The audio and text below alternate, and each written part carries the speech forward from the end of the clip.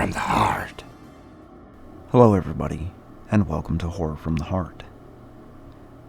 Today, I'll be reading a story for you guys.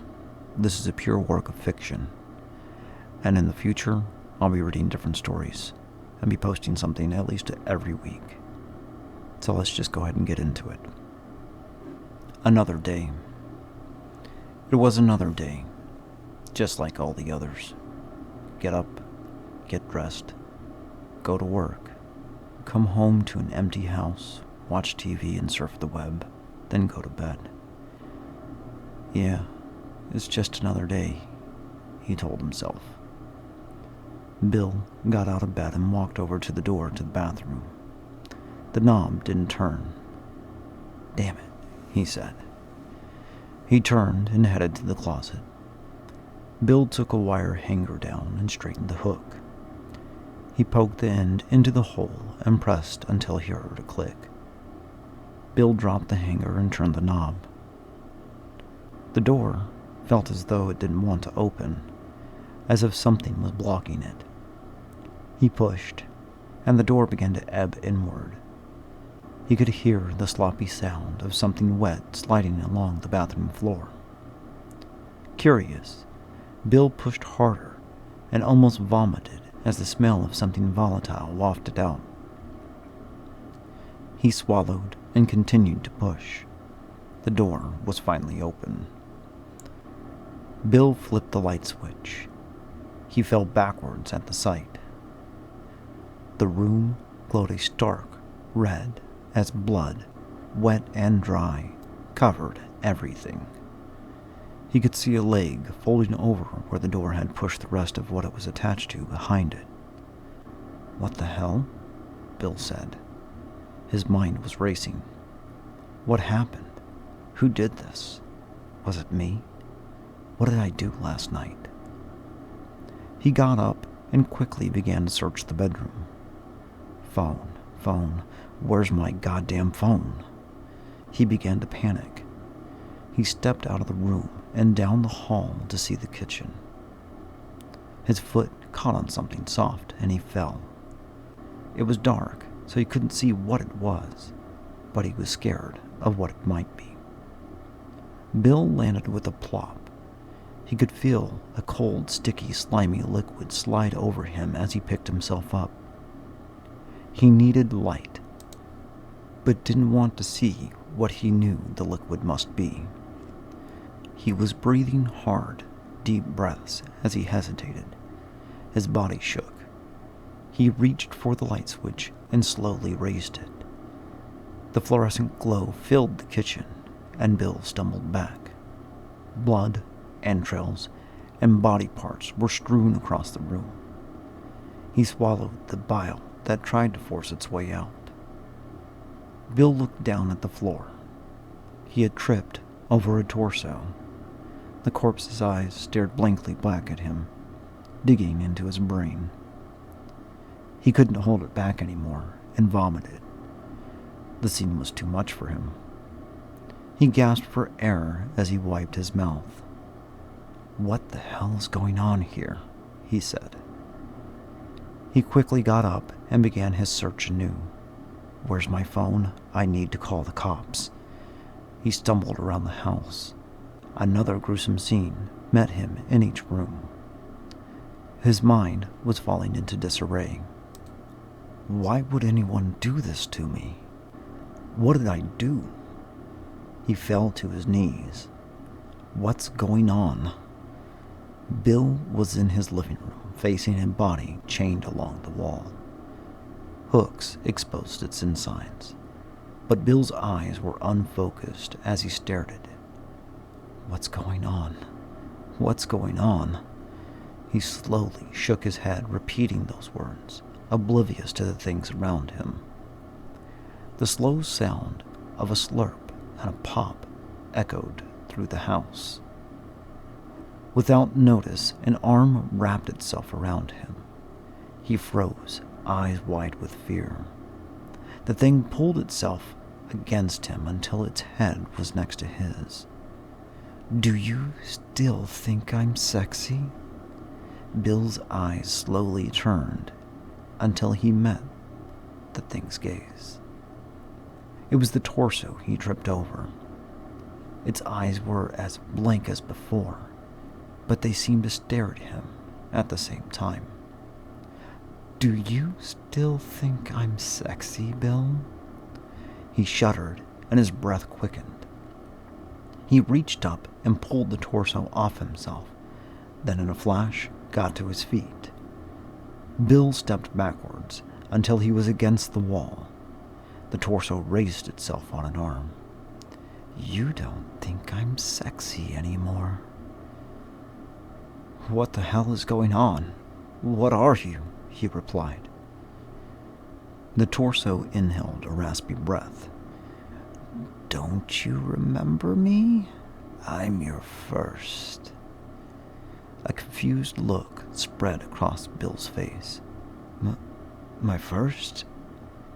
The torso smiled, its teeth stained red. It began to chuckle. "Yes, your first." "My first what?" He didn't really want to know, but the words were out of his mouth before he could think.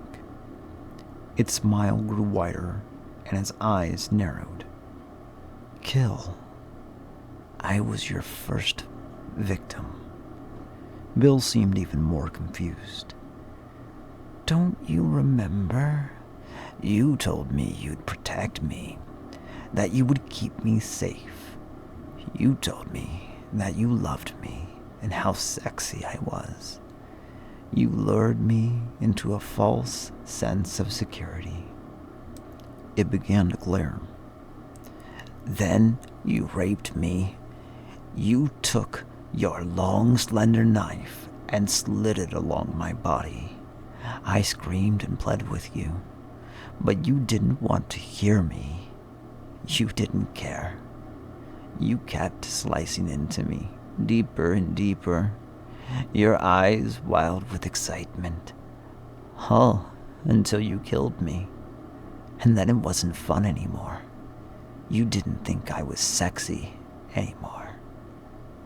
I didn't kill you. I didn't kill anyone." "Oh, but you did, and I wasn't the last."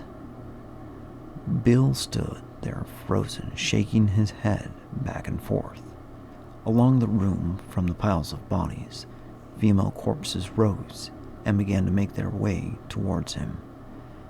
Bill pushed himself against the wall harder. Each one of them was more grotesque than the one preceding it. They shambled forward.